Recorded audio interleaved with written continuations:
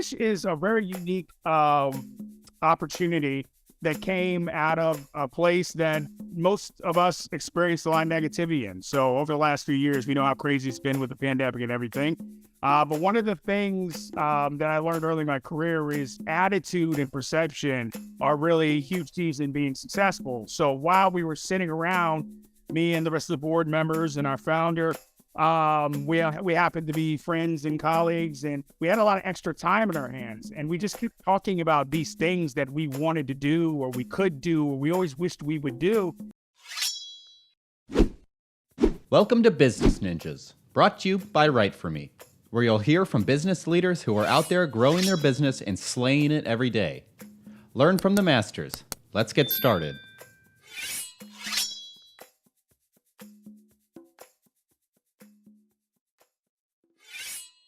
Hey everybody, welcome back for another episode of Business Ninjas. I'm here today with Isaac Acquah. He's the Vice President at Wentworth Institute of Science and Health. Isaac, welcome to the show.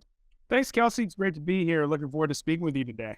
Yeah, excited to have you. So Isaac, tell me a little bit about yourself. Oh, well, how long do you have? How long is this episode? I've got quite a journey, probably unlike a lot of people out there, but just in summary, I come from a family of educators, and I heard a quote recently that probably applies best, that you find your place or where you're supposed to be a lot of times where you're spending a lot of time trying to avoid it.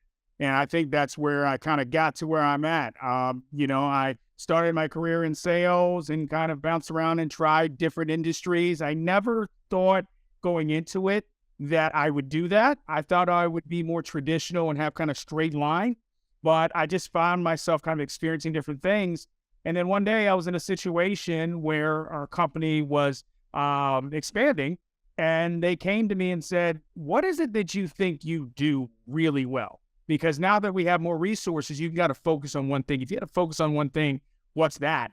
And I realized no matter what industry I was in, whether it was pharmaceuticals, sales, customer service, whatever it is, I was always gravitated to learning and development, to working with others, developing others. That was really a passion of mine. And so that's really, I focused my career and where I really took off and, got to, wherever I'm at right now.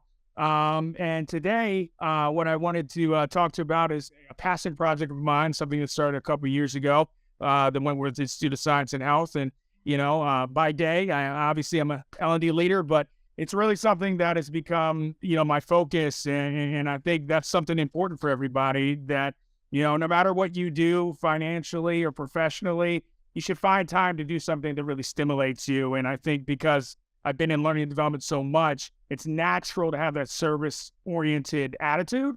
And that led me into the nonprofit world. So that's the Cliff Note version.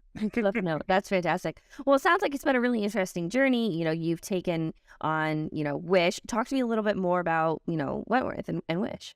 Yeah. So Wish is a very unique opportunity that came out of a place that most of us experienced a lot of negativity in. So over the last few years, we know how crazy it's been with the pandemic and everything. But one of the things that I learned early in my career is attitude and perception are really huge keys in being successful. So while we were sitting around, me and the rest of the board members and our founder, we happened to be friends and colleagues, and we had a lot of extra time in our hands. And we just kept talking about these things that we wanted to do, or we could do, or we always wished we would do. And we just sat around one day and said, why don't we do it? And I think oftentimes, especially when you're trying to start something on your own, that's the hardest part. It seems simple, but the hardest part is to actually go out there and do it. People say, why would you do that? How would you do that? How do you start something on your own?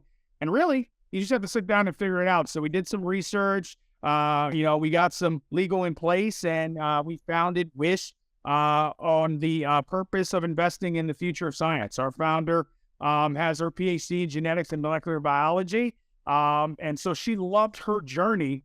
But what she thought about is if she had a partner throughout that journey to support her, whether it be financially or just kind of through the experience, it would have made it that much more, exciting and that much meaningful. And so that's really what Wish is all about. Just looking at the future science, people who are interested in science, people who might not know that STEM is for them or that it applies, and try to, get out there and be a partner with them throughout their journey from undergrad all the way throughout and hopefully professionally as well. And so that was 2 years ago, going to our third year now, and we're going strong. Wow. All right. That's really fascinating. So talk to me a little bit more about Wish and, what the programs, more about it. Yeah, so we really focus on a few different areas. Number one, mentorship is a huge thing, and that's something that ties in a lot into kind of my work in L&D, just being a support system and being that partnership, in that journey. Scholarship, obviously, scholarships and grants. STEM literacy, so really getting out there and educating people on what STEM is and how it's so connected in so many different ways. And a lot of people feel like they don't, they're not part of it, or they can't be a part of it, or that's kind of not my thing. And then also community outreach, just going out there and talking to people and getting people excited about these type of things, especially kind of supporting, we talk a lot about, our educational system, where we're at, how should we go about it. But I think just going out there and talking to young people and getting them excited about just learning in general, and especially in STEM, is really important. And so we really look at those 4 areas. Long term, we would love to get into translational research and really being an alternative where, if you know anything about getting grants and getting support and things like the NIH does, there's a lot of old money there. There are a lot of relationships, and it's kind of hard for a lot of new groups to get into that, ecosystem. And we would love at one point to provide an opportunity where people can just do research for the pure joy and the pure benefit of exploring and learning about the world. So that's kind of like the end goal. But we looked at it and we said, where can we make an impact right away? And whether it's just one person who's either turned on to STEM or turned on to, exploring it, we thought that if we could do that and go from there, that would be the place. So our first real, journey into the nonprofit world was raising money for scholarship and grants for undergraduates who are interested in STEM fields, and then graduate students who are interested in continuing in their journey. So that's a lot of our focus right now, along with providing those networking opportunities for the mentorships and also going out there and speaking to the community. So we run fundraisers throughout the year. Our big one is a 5K. I support people in it. I'm not currently running it. Maybe I should. Maybe I should get out there and lead from the front. But it's a really good time, and it's allowed us over the last couple of years to go from 0 to offering several scholarships and grants in the greater Georgia area. And also we have a few. We have one memorial one in the Arizona area for one of our board members. Wow. So it sounds like, the work that you're doing is super impactful and important. Talk to me a little bit more about, the changes that you've seen and the growth that you've seen within Wish. I think what's really interesting and what connects us all, because all of us come to it, it's completely nonprofit right there. None of us take a salary or do anything from it at this point.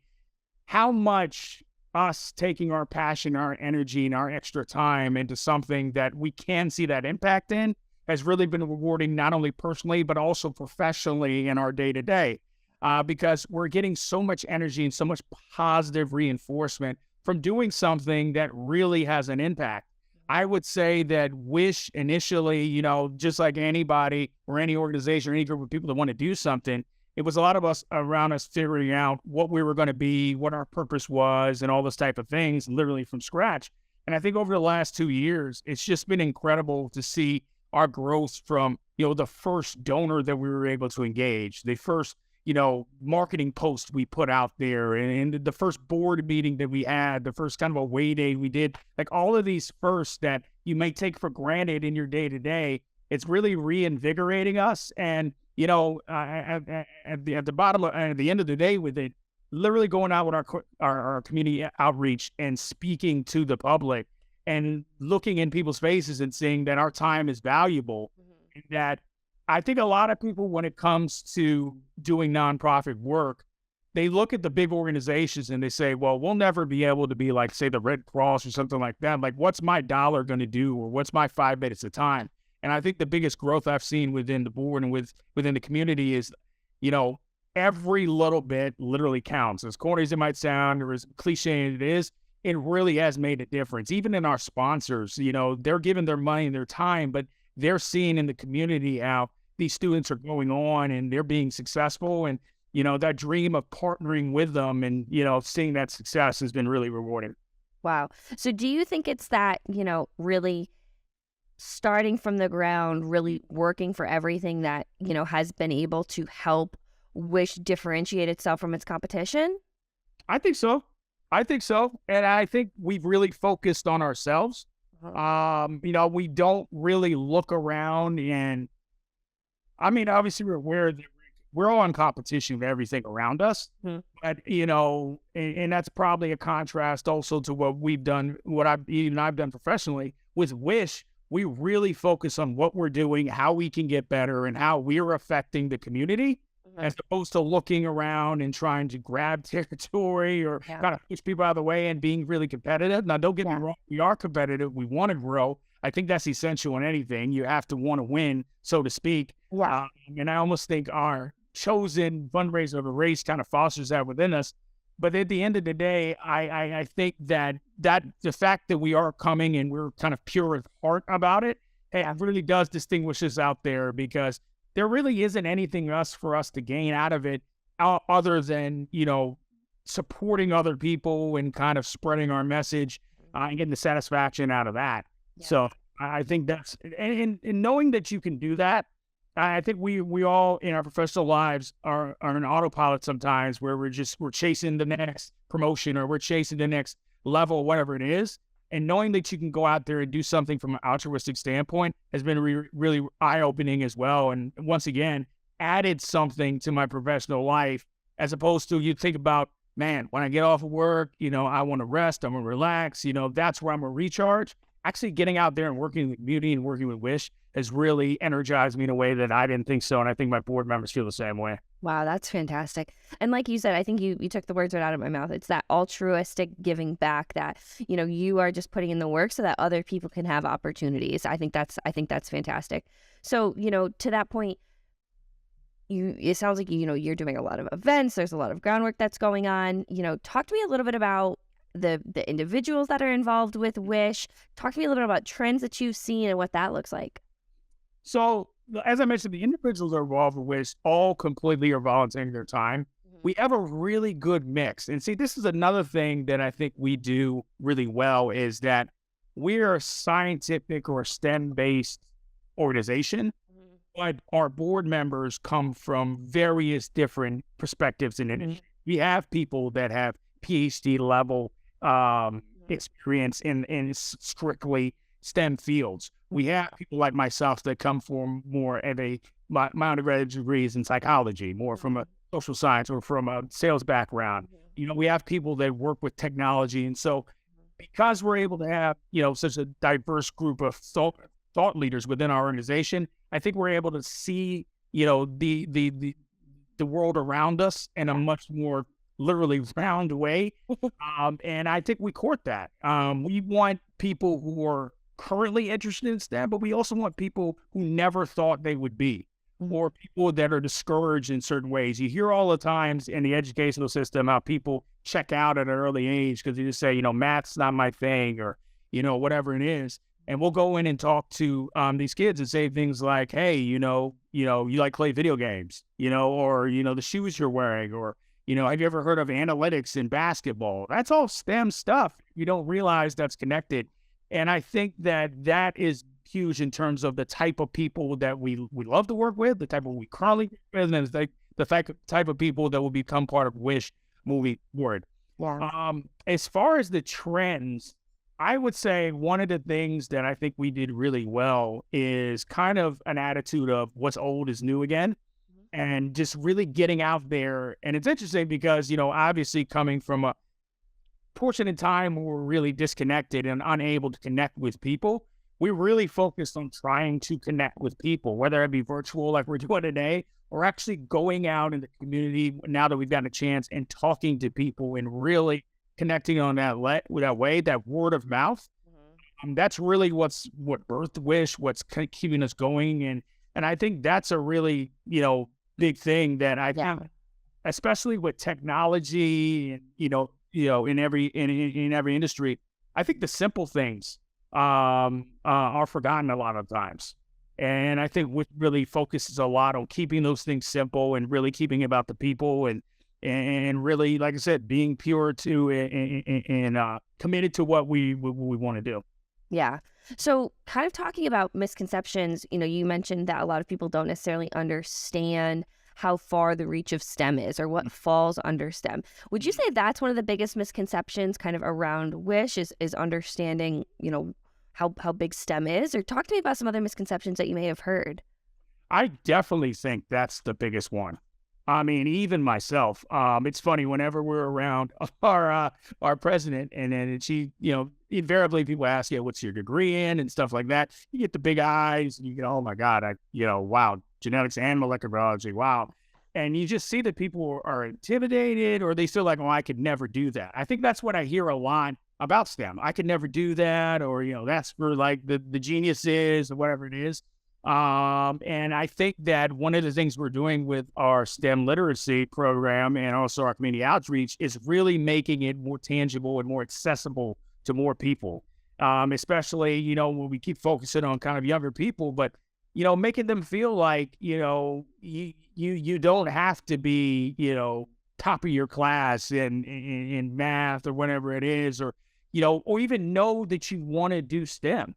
A lot of people, that we talk to, they fall into it. They get interested in something. Like, for instance, one of our first scholarship recipient, he's into robotics, and he got into robotics, watching cartoons and stuff like that. And it was a very organic way it happened for him, right? And I think the misconception with a lot of people, especially people who go on to graduate degrees and even college in some certain situations, people think they had that figured out from beginning. Mm-hmm. They were just those people that knew it and pursued it and had that from the beginning. And that is not the case. Yeah. Just because you're in a STEM field, it doesn't mean that you weren't unsure at a certain point, or you didn't have questions, or you didn't have to get support or whatever it is. It's just like everyone else. And so I think we go out there and we make it a lot more, like I said, accessible for people, and people go, wow, I can do that too. Yeah. And, oftentimes those are the people that really make a huge difference because of that love that they have for it. So I would definitely think top of the list would be that misconception that it's not for everybody, or it has a really short reach. Yeah. So talking about that love, the example you gave about the individual who, found their love for robotics, was there one point where you said to yourself, or maybe said to your other board members, like, wow, we're really onto something here? Like, mm-hmm. Yeah? Yeah. I think that, so I'll give a unique story about Wish and how we gave out our first scholarship. So a few of our board members all come from the same place in Georgia, and they all went to the same high school. Mm-hmm. And their mother actually goes, their sisters, their mother worked at a high school for like 30 years. Mm-hmm. And she had retired, a few years back, whatever. Very humble person, didn't really make fanfare or whatever. So when we were kind of thinking about where's the first place that we could go, with the money that we had raised, and even taking a step back, the fact that we even raised $1 was probably a moment where we said, wow, we can do this. It wasn't just our board dues or whatever. It was something that came into our PayPal, and we said, who's that? Do you know that person? Do you know that person? Wow, that's just a random person that sent us money? That's crazy. Or like put out a marketing post and we got a like from someone that we didn't know. It's those little things where like, wow, we're really, reaching people. So getting back to that story, we thought to ourselves, what a great thing it would be to name that first scholarship after her. And so they had an award ceremony. We went there and we came up with these little trophies that light up. And it was like, we thought that was kind of cool STEM themes, and the kids really loved it. And so we actually said we might not be giving out the most money today, but I think we have the coolest trophies. But make a long story short, we got up there and we announced in front of the group that the scholarship from now on would be named after Gloria Wentworth, and that there will be a plaque in the school that we would have the names in it. And just to see not only the kids, and to be honest, a few of these kids have received quite a few scholarships. They were really top notch. We felt fortunate, but they were really excited about getting ours. And we didn't think we were special at all, but they were like, just you could see them, they're thanking, they said, oh, this is so awesome. And then to see the face on Miss Gloria when she, got that appreciation and got that standing ovation. Between those two things, like we don't do anything else as an organization. Look what we've done for these three people. I think that's when we really felt like, hey, we could do this. And, that's where we're at. And then I would say, and of course, our 5K, when we have a DJ that comes and he's really excited. And when he said go and we have 30 people run and it's under the Wish banner and we're just kind of like another moment. We're like, what is happening? Wow. It's really cool. It's really cool to see those little wins that become big wins. And hopefully our goal to keep getting more. Yeah. Well, that's awesome.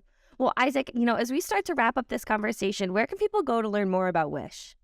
Okay. So obviously we have our website. We're on all social media at Wentworth Health is our tag on all social media. So you can go there, you can go to our website, and you can find all about us. You might recognize my face. I might be on there. And then I said, we're Atlanta based. And so you might see us in the community. So and I'm sure I can get you the direct information on the website. It's wentworthsitehealth.org. Yeah, it's a little long, but it's up now. So It's you. Well, awesome. Well, Isaac, is there anything you want to leave our listeners with as we wrap up this conversation? First and foremost, thank you so much for having me. It was a surprise to hear from you. It's a great surprise, the highlight of my week, and I hope maybe somebody gets a load of something out of this. I would say that core thing that we talked about, that whether it be STEM, whether it be starting your own nonprofit, whether it be starting your own book club, like whatever it is that you want to do, you can do that and just go out and do it. Whether you fail, whether you succeed, it's worth doing it. And it's worth taking your own time to go out and explore those passions, because we're not always lucky in our professional lives to align and do things that we're passionate about. A lot of us grew up wanting to be professional athletes or astronauts, whatever it is. If for whatever reason it didn't work out, but you can go out and you can help your community. You can do things that stimulate you and make you excited and give your life meaning. And all you have to do is go out there and find some like-minded people that want to spend a little bit of time. And whether it's 5 minutes or 5 hours a week or whatever it is, it really is worth it and it's really beneficial. So, and if you're interested in them, come talk to us. We'd love to have you. I love it. Great pitch. Well, awesome, Isaac. This has been a wonderful conversation. I really appreciate you taking the time to explain, all the great things that you're doing at Wish, how the company has grown, how you've seen the changes, and it's really how altruistic, you and your board members are for taking this on and supporting, the youth in STEM. So I really appreciate you being on Business Ninjas today. Thank you so much.